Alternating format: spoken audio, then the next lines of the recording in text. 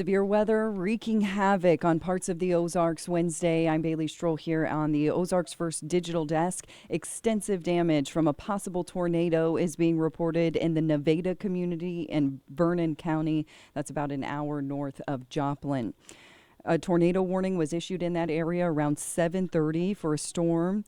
Those in Moundville, Missouri, also reporting likely storm damage or tornado damage. Before noon today, more than 3,000 customers were without power in Vernon County. We'll take a look at the outages in just a moment. We are getting reports that several homes and businesses are damaged. Reports to be centered around East Austin Boulevard in Nevada. That's west of Interstate 49. And according to social media posts, parents have been posting today saying that possible tornado tore through the southeast part of town as parents were dropping their kids off at school. We do have a crew in Vernon County today checking out the damage in the Nevada area. Here's Ozarks First, Bethany French. All right, so here we are. We are in Nevada right now in Vernon County, where a storm has swept through this area and really destroyed a lot of different buildings and properties. You can see especially this building here, their entire roof has been blown off. And if you can see some of those white specks that are around on the ground and on the cars, this is what we think, and we seems to be insulation from that roof. You can see here there's also power lines that are down, parts of that roof that have been taken across the street and even farther down from this storm and the wind. Now, we did have a chance to talk to a couple of people who were here and who have been able to see parts of this storm, and they say that there is just a lot of damage, especially on Austin, right through town. There was the Chinese restaurant that had been damaged, a motel, a car wash, and even more than that, there was an equipment company on the other side of town and the country club that also saw quite a bit of damage. One person I spoke with says that they actually saw a train car that had tipped over off of the tracks after this wind and storm came through this area. So a lot of work is going to need to be done to clean up here in Nevada, in Vernon County, after this storm that has come through the area. And we'll be sure to keep you updated with more information on our website, ozarsfirst.com. In Vernon County, Bethany French, Ozarks First.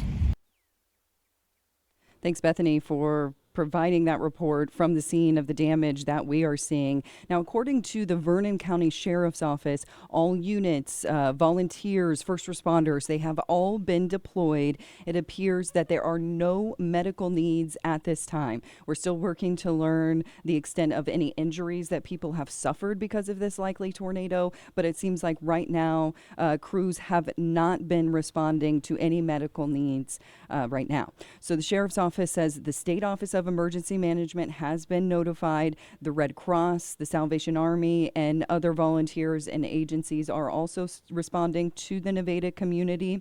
If you need help, if you need aid, if you have suffered extensive damage on your property and you need to know what to do next, this is what you do. Go to the Vernon County Fairgrounds at 1641 Ashland Street in Nevada. That's where a volunteer station has been set up, the Vernon County Fairgrounds. That is north of the extent of the worst damage that we're seeing in Nevada. So head there if you need any help at all. The Red Cross, the Salvation Army, and SEMA should be there with volunteers from other agencies as well that can help you out.